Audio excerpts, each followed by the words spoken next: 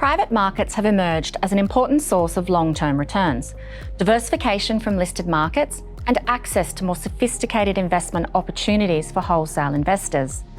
Today, I'm joined by Adam Roberts, our Head of Private Markets, to talk about the Australian Ethical Growth Opportunities Fund, which provides access to institutional-grade private assets while seeking to deliver genuine impact outcomes.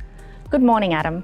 Good morning, Leah. Our Growth Opportunities Fund has recently launched publicly. However, it has been operating for some time in the background.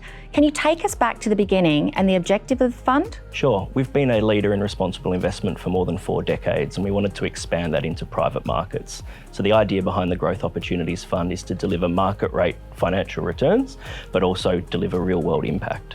The fund was set up in late 2024, so it's been running for nearly 18 months now, and we've recently announced a partnership with the Australian Government's Clean Energy Finance Corporation, where they've committed $125 million into the fund. That capital allows us to get extra diversification and invest into a number of key thematics. And so what about performance? How has the fund performed? Performance has been very pleasing. We've delivered a since inception return of 18.9% gross, and we continue to see on a forward-looking basis a fund delivering in excess of 11 to 13% net returns.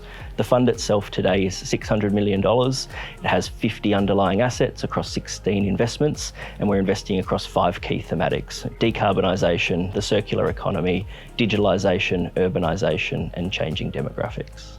There's certainly no shortage of uncertainty in markets right now. So what's the role of private markets in portfolios in the current environment? So unlike public markets, which can be far more sentiment driven, private markets are more about long-term investing. And if we take a step back and think about what's been happening across the sector more generally, over the last few decades, there are far less IPOs and far less listed opportunities.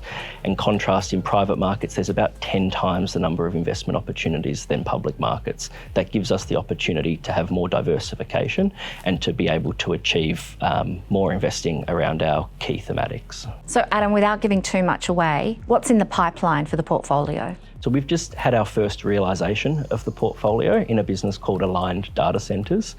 This was a US digitalisation investment, and it's outperformed our initial underwrite, which was very pleasing.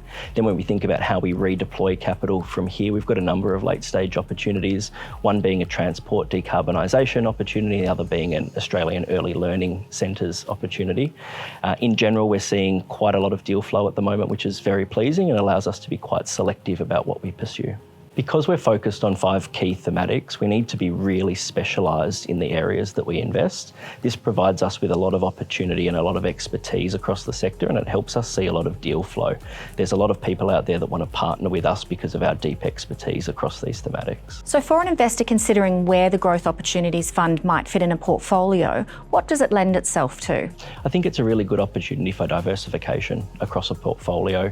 These assets are real world assets. They've got an essential place in the community. They have moats, they have protection. They're also quite hard to replicate and get access to in public markets. On the performance front, these assets tend to outperform listed markets over many time horizons. And then the benefit of the Growth Opportunities Fund is you're able to deliver real world outcomes at the same time as delivering financial returns.